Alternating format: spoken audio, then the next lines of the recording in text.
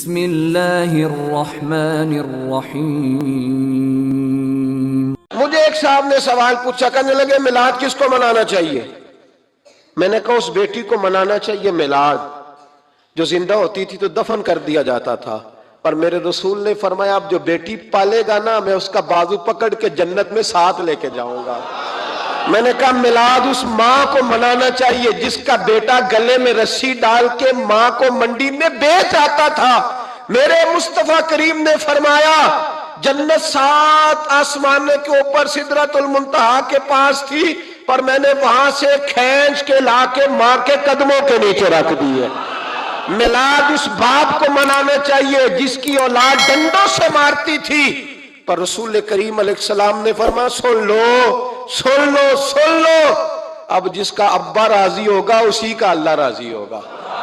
میں نے کہا میلاد اس غریب کو منانا چاہیے جو بھینس کی طرح بکری کی طرح منڈی میں بکتا تھا، پر مصطفیٰ نے کالے رنگ والے حبشی غلام کو سینے سے لگا کے کہا غریبوں کو چھوٹا نہ سمجھنا، میں اللہ کا رسول جب جنت میں جاؤں گا تو آگے بھی غریب ہوں گے، پیچھے بھی غریب ہوں گے، دائیں بھی غریب ہوں گے، بائیں بھی غریب ہوں گے۔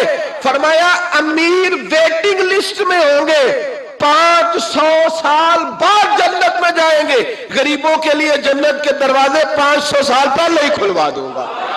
اسے منانا چاہیے، میلاد منانا چاہیے۔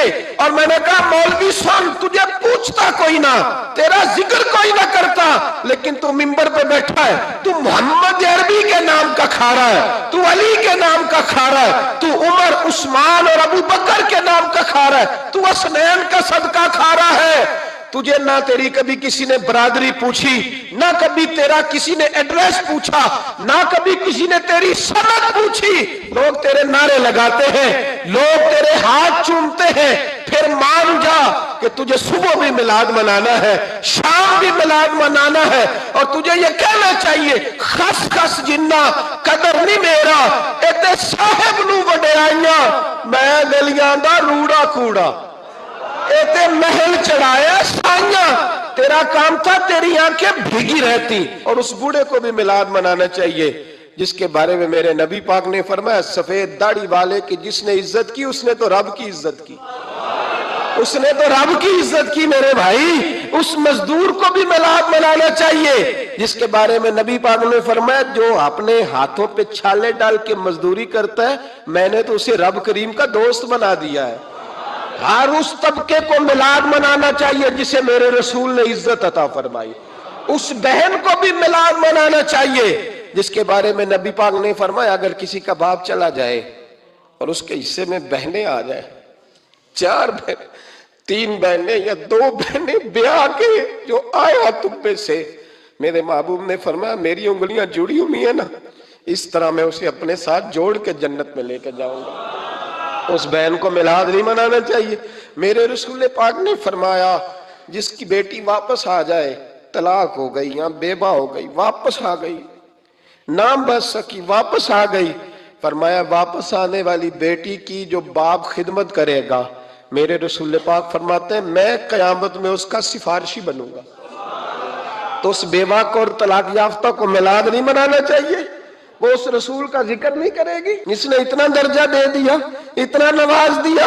اور تجھے تو صبح و شام میلاد میلاد کرنا چاہیے تھا، تجھے تو صبح و شام درود درود کرنا چاہیے تھا، سلام کے گجرے بھیجنے چاہیے، یا رسول اللہ کہتے تیری زبان جو ہے وہ ہر وقت تر رہنی چاہیے تھی۔ تو بحث کر رہا ہے، تو اس پہ دلیلیں دے رہا ہے، تو اس پر باتیں کر رہا ہے۔ حضرت عمر سے پوچھنا، حضرت عمر سے جناب اسامہ بن زید رضی اللہ تعالیٰ عنہ حضور کے غلام تھے، نبی پاک ان سے بڑا پیار کرتے تھے۔ ایک جنگ میں پیسے آئے تو حضرت عمر فاروق رضی اللہ تعالیٰ عنہ نے 25,000 دیا اپنے بیٹے کو اور اسامہ بن زید کو 50,000 دینار دیے۔ بیٹا کہنے لگا ابا جی وہ تو چھوٹے ہیں میں بڑا ہوں، وہ حضور کے زمانے میں بچے تھے میں جہاد کرتا تھا، یہ آپ نے کیا کیا؟ تو حضرت عمر رو پڑے، کہنے لگے بیٹا یہ تیرے باپ کے سر پر جو عزت کے بال ہیں یہ مصطفیٰ کے اگائے ہوئے ہیں۔ نبی پاک اسامہ سے نبی پاک کا پیار بڑا تھا، حضور کی محبت بڑی تھی۔ بیٹا اس کے ناک سے رینٹ نکلتی تھی تو رسول پاک اپنے ہاتھوں سے صاف کر دیتے تھے، حضور اس کو گود میں بٹھاتے تھے۔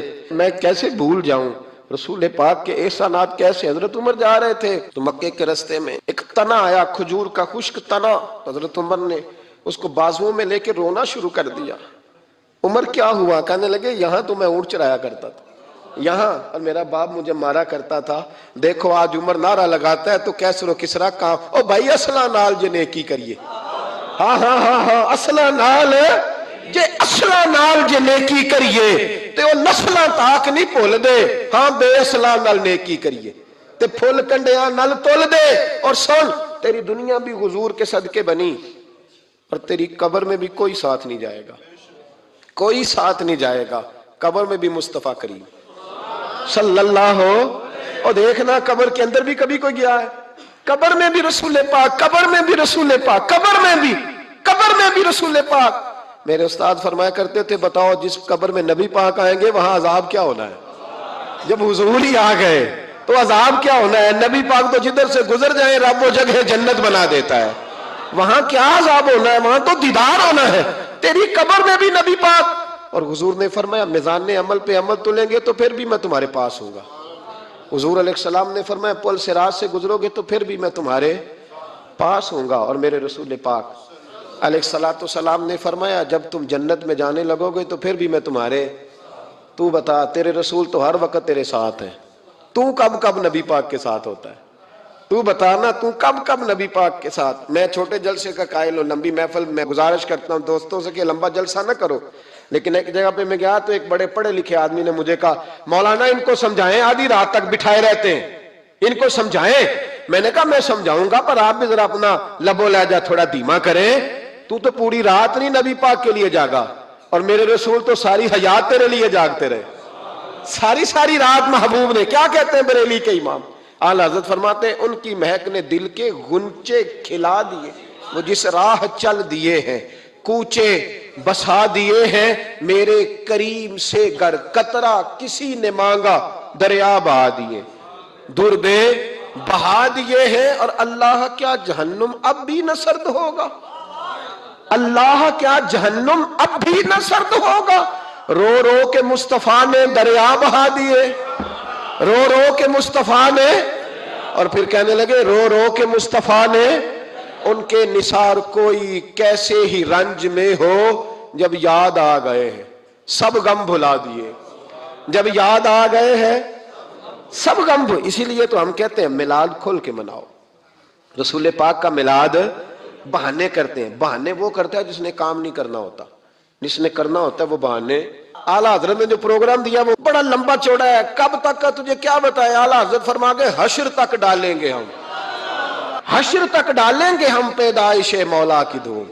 اور مثل فارس نجد کے قلعے گراتے جائیں گے اور خاک ہو جائیں عدو جل کر، مگر ہم تو رضا دم میں جب تک دم ہے ذکر ان کا سناتے جائیں. خاص ہے ترکیب میں قوم رسول ہاشمی. آپ کی عدالت میں وہ والا نظام نہیں ہوگا جو امریکہ میں ہے، آپ کی عدالت میں وہ والا نظام نہیں ہوگا جو برطانیہ میں ہے، آپ کے پارلیمنٹ میں وہ نظام نہیں چلے گا جو یورپ کا، برطانیہ کا، فلانے کا ہے. آپ کی پارلیمنٹ میں، آپ کی عدلیہ میں وہ نظام چلے گا جو قرآن کا ہے اور رسول اللہ کے فرمان کا ہے. یہ نظریہ تھا، نظریہ. اب اس نظریے کی لوگ بات ہی نہیں کرتے، عوام بھی نہیں کرتی، بالکل نہیں. میں بڑی دیر سے رو رہا ہوں. بہت سارے بڑی بڑی گدیوں کے پیر بھی نہیں کرتے. ان کو پتہ ہے کہ اگر نظام مصطفیٰ نافذ ہوتا ہے تو مجھے بھی بتانا پڑے گا کہ 80 مربع کہاں سے آئے. مجھے بھی بتانا پڑے گا کہ یہ جو میں 1.25 کروڑ کی کار میں گاڑی میں گھومتا ہوں تو یہ کہاں سے آئی. حساب دینا پڑے گا. اور پھر جب پاکستان بن گیا، قربانیوں کے بعد بنا، آپ نے ناراض نہیں ہونا. میرا مہاجر فیملی سے تعلق ہے. جو عزیز رشتہ دار قریبی یہاں رہتے تھے نا، مقامی، وہ تو مہاجروں میں رشتہ داری نہیں کرتے تھے. صحیح کہہ رہا ہوں؟ کہتے مہاجر ہے، اچھا جی غیر مسلم ہے، جگہ نہیں دیتے تھے رہنے کو. میں کیسے آپ کو بات بتاؤں. پھر اس چھوٹی چھوٹی غلطیوں کو لوگوں نے ووٹ بنا کے بڑی بڑی قتل و غارت نہیں کی اس ملک میں. اتنا بڑا تکلیف والا منظر تھا. میرے دادا جی کی فیملی ساری پاکستان آئی تھی، دادی کی نہیں آئی تھی. 97 میں میری دادی کا انتقال ہوا. وہ آخری دن تک رویا کرتی تھی، جی پتر پتہ نہیں میرے پرا ہیں ان کے فوت ہو گئے نے، پتہ نہیں میرا کوئی چچا ہے کہ سارے چلے گئے. کس لیے آپ نے، اگر یہی دھما چوکڑی سیاست کی کرنی تھی، ذات پات آپ نے رکھنی تھی، تو وہاں کوئی دکھ تھا؟ یہ تماشے تو وہاں بھی ہو رہے، وہ آخری دن تک رویا کرتی تھی۔ اب تو خیر آنکھیں بڑی جدید ان کا آپریشن ہوتا ہے، تو ایک زمانے میں آنکھوں کا آپریشن ہوتا تھا، ڈاکٹر کہتے تھے لائٹ بند رکھو، سبز رنگ کی پٹی باندھو، 4 گھنٹے کے بعد دارو ڈالنا ہے آنکھ میں، ڈراپس ڈالنے۔ میں 4 گھنٹے کے بعد ان کی آنکھوں میں ڈراپس ڈالنے جاتا تھا، تو کبھی کبھی مجھے بٹھا لیتی تھیں، تو کہتی تھیں کہ پتہ نہیں کوئی بچا ہے کہ نہیں بچا، پتہ نہیں اب کوئی ہے کہ نہیں، پتہ نہیں کوئی ان میں سے ہوگا کہ نہیں۔ پتہ نہیں بہتر دساں ساڈے پنڈ کس طرح دا ہوندا سی، میں تمہیں بتاؤں فلانی چیز۔ پھر جناح نے اعلان کیا تھا کہ ملک بن گیا، کہتی تھی ہم نے بڑا کہا اپنے رشتہ داروں سے کہ چلیں، پر وہ کہتے تھے یہ تو تھوڑے دنوں کی بات ہے، سب نے واپس آ جانا ہے۔ میں نے 2 دفعہ یہ ماحول دیکھا ہے، اٹاری اسٹیشن پہ، واگا بارڈر پہ، ایئرپورٹوں پہ، ایک بھائی ادھر ہے ایک ادھر ہے، اس طرح تڑپ کے روتے ہیں جب لوگ انڈیا پاکستان آتے جاتے ہیں۔ کیوں آپ نے یہ سارا کچھ کیا؟ صرف ایک نعرہ تھا کہ پاکستان کا مطلب کیا؟ لا الہ الا اللہ محمد الرسول اللہ۔ صرف ایک نعرہ تھا کہ یہاں ہم حضور کا دین لے کے آئیں گے، وہ دین تم لائے نہیں، انہی نوابوں، وڈیروں، چودھریوں کے ذمے تم نے کام لگا دیا۔ اپنے ملک میں حضور کے نظام کے لیے جد و جہد کریں، یہ بنا ہی نبی پاک کے نظام کے لیے، اس کا کوئی دوسرا حل ہو سکتا؟ کوئی حل نہیں، یہ حضور کے نظام کے لیے بنا ہے۔ 2-3 باتیں آپ کی خدمت میں عرض کرنی ہے جو آپ نے زیادہ غور سے سننی۔ سب سے پہلے تو پاکستان بدلنے کے لیے ضروری ہے کہ نظام مصطفیٰ کے لیے جد و جہد کی جائے، فکر حسینی اپنائی جائے، اور وقت کے ہر یزید کو للکارا جائے، اور للکار کر کے نظام کے لیے کوشش کی جائے کہ نظام مصطفیٰ اس ملک میں نافذ ہو۔ اس جد و جہد کو آگے بڑھایا جائے، وہی جد و جہد جو ہمارے بزرگوں کا قافلہ صدر الافاضل سید نعیم الدین مراد آبادی سے لے کر علامہ شاہ احمد نورانی صدیقی تک، اور آج کے اس دور کے اکابرین تک جو جد و جہد کرتا آیا ہے، اس جد و جہد کو اپنایا جائے۔ ہمارے منہ سے یہ لفظ نکلیں کہ ہمیں صرف مسجد میں دین نہیں چاہیے، کچہری میں بھی چاہیے۔ دیکھیں نا، کچہری میں دین نافذ ہو تو کس طرح ہوتا ہے۔ تراویح بڑی سونی حضرت ابی بن کعب پڑھایا کرتے تھے، قرآن بڑا سونا پڑھتے، تو حضرت عمر نے کہا یہ تراویحیں پڑھائیں گے۔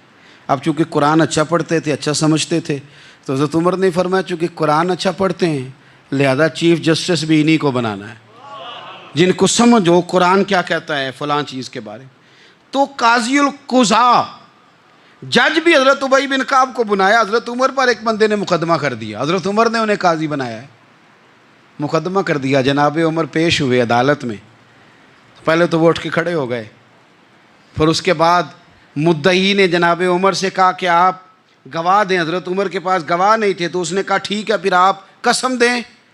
تو حضرت ابی بن کعب رضی اللہ تعالیٰ عنہ فرمانے لگے آپ کو امیر المومنین کے ساتھ یہ رویہ اختیار نہیں کرنا چاہیے، آپ امیر المومنین سے قسم کا مطالبہ کر رہے ہیں، آپ کو پتہ نہیں کہ یہ وہ ہستی ہے جن کی رسول پاک علیہ الصلوۃ والسلام نے گواہیاں دی ہیں کہ بڑے کام کے آدمی ہیں، ان کی فضیلتیں حضور نے بیان فرمائی ہیں، آپ امیر المومنین سے۔ حضرت عمر نے جناب ابی بن کعب کی طرف دیکھا، حمایت تو حضرت عمر کی کر رہے تھے نا، لیکن یہ نظام مصطفیٰ ہے، یہ حضور کا دین ہے۔ حضرت عمر فرمانے لگے آپ اس مقدمے کا فیصلہ کر لیں، بعد میں آپ کو معزول کر دیا جائے گا۔ یہ آپ نے کیا کہا کہ امیر المومنین سے مطالبہ نہ کریں؟ فرمایا میں جتنا مرضی بھی معزز ہوں تو نبی پاک کی قاعدے کے اندر نا، جو قانون حضور نے دیے میں اس کے اندر ہوں، کسی کا اعزاز اسے قانون سے باہر لے کر نہیں جاتا، میں قانون میں ہوں اور نظام مصطفیٰ کی سائے کے نیچے ہوں۔ سب سے پہلے تو نظام مصطفیٰ کا مطالبہ کریں۔ دوسرا میں آپ کو ایک بات عرض کروں، ایک ہوتا ہے گھر، ایک ہوتا ہے قبرستان، ایک ہوتا ہے گھر، ایک ہوتا ہے ڈیرا، ان دونوں میں فرق ہے۔ ہمارے حکمرانوں اور سیاستدانوں کے لیے پاکستان یہاں تو قبرستان ہے، یہاں ڈیرا ہے۔ اگر کوئی مر جائے تو یہاں لا کے دفن کر دیتے ہیں تاکہ پتہ چلے ہم یہاں کے باسی ہیں۔ یہاں ڈیرا آپ کو پتہ ہے نا، پنجابی میں ڈیرا سمجھتے ہیں، فارم ہاؤس، بیٹھک، سمجھ میں آتا ہے نا مسئلہ۔ ڈیرے پہ نا لوگ مکان نہیں بناتے تھے، اچھا باورچی خانہ نہیں بناتے تھے، کیونکہ ڈیرے پہ سیاست کرنی ہوتی ہے، کوئی 2-4 بندے آئے بیٹھے چائے شائے پی چلے گئے۔ رہائش جہاں ہوتی ہے وہاں سونے کے لیے، بیٹھنے کے لیے، آرام کرنے کے لیے کچن باورچی خانہ کھانے پینے کے لیے وہاں اپنے گھر والوں کے لیے بندہ بندوبست کرتا ہے۔ پاکستان کو تو ڈیرا بنایا ہوا ہے، یہاں تو یہ آتے ہیں ڈیرے داری کرنے کے لیے، سیاست کی 4 دن، لوگوں کو قائل کیا، الیکشن لڑا، جیت گئے تو رہ گئے، ہار گئے تو چلے گئے، اور جب جیتنے کے بعد بھی حکمران رہے تو رہے، نہ رہے تو چلے گئے۔ یہ تو ڈیرا ہے، لیکن ڈیرے میں زیادہ نقصان چودھری کا نہیں ہوتا کہ وہ چودھری بنا ہوا ہے، زیادہ ظالم وہ ہوتا ہے جو اپنے آپ کو کم ہی سمجھتا ہے، وہ نقصان کرتا ہے چودھری کا بھی، چودھری کے بچوں کا بھی، وہ اسے تکبر میں مبتلا کرتا ہے، وہ اس کو کہتا ہے کہ تو بادشاہ سلامت، وہ اس کا دماغ خراب کرتا ہے۔ اس لیے شیخ سعدی کہتے تھے بہت سارے لوگوں کو ان کے مشیر تباہ کر دیتے ہیں کہ تو بلے بلے۔ تو پاکستان ان لوگوں کے لیے یا ڈیرا ہے یا قبرستان ہے، گھر تو میرا اور آپ کا ہے، لہذا ہم نے اسے گھر سمجھنا ہے، صرف اپنے گھر کو نہیں، ہماری گلی بھی ہمارا گھر ہے، ہماری سڑک بھی ہمارا گھر ہے، ہمارے پارک ہمارا گھر ہیں، پبلک پراپرٹی ساری ہماری ہیں۔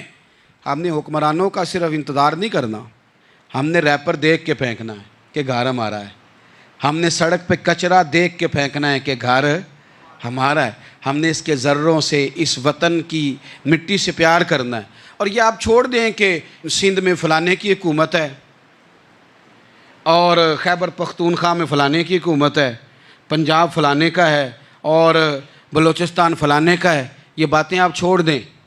خیبر پختونخوا بھی درویشوں کا ہے، حضرت بابا عبدالرحمن کا ہے، پیر آف مان کی شریف کا ہے خیبر پختونخوا، سندھ حضرت عبداللہ شاہ غازی کا ہے، اور پنجاب بابا فرید کا ہے اور داتا علی اجویری کا ہے۔ تو میرے عزیز، سب سے پہلے تو نظام مصطفیٰ کا مطالبہ کریں، پھر اس کی صفائی میں، ستھرائی میں، تعمیر میں، ترقی میں اپنا کردار ادا کریں۔ تیسری بات یہ کہ لوگوں کو یہ بات سمجھائیں ایک دوسرے کو کہ بہت زیادہ خود غرض نہ بنیں، فقط اپنے گھر کی فکر چھوڑ دیں۔ یہ ملتوں کا طریقہ نہیں، قومیں اس طرح نہیں بنتی، فقط اپنے گھر کی فکر کرنا۔ ایسی ہوا چلی ہے کہ ہر شخص سوچتا ہے تمام شہر جلے بس ایک میرا گھر نہ جلے، یہ فکر چھوڑ دیں۔ دیکھیں نا، ہمیں بتایا گیا، نبی کریم صلی اللہ تعالیٰ علیہ وسلم کے فرمان نے بتایا کہ 40 گھر آگے، 40 گھر پیچھے، 40 گھر دائیں، 40 گھر بائیں، یہ تیرے پڑوسی ہیں۔ اور سخاوت تو کہاں سے شروع کر؟ حضور نے جناب ابو ذر غفاری سے فرمایا تھا کچھ نہ ہو سکے تو شوربہ ہی زیادہ پکا لیا کر، اسی سے پڑوسیوں کا بھلا کر۔ اپنے ارد گرد تھوڑا دیکھیں ہم کس کے کتنے کام آ سکتے ہیں، اور اگر کسی کے گھر میں کوئی پریشانی ہو تو اسے ختم کرنے کی کوشش کریں۔ اگر ہمارے دائیں بائیں کوئی آدمی کسی غلط چیز میں ملوث ہو تو دور کرنے کی کوشش کریں۔ کیوں بھلا؟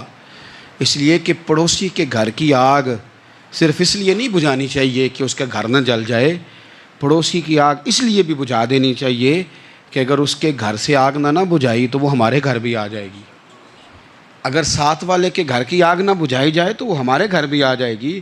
اس لیے اس وطن میں جتنے گھر ہیں وہ سارے اپنے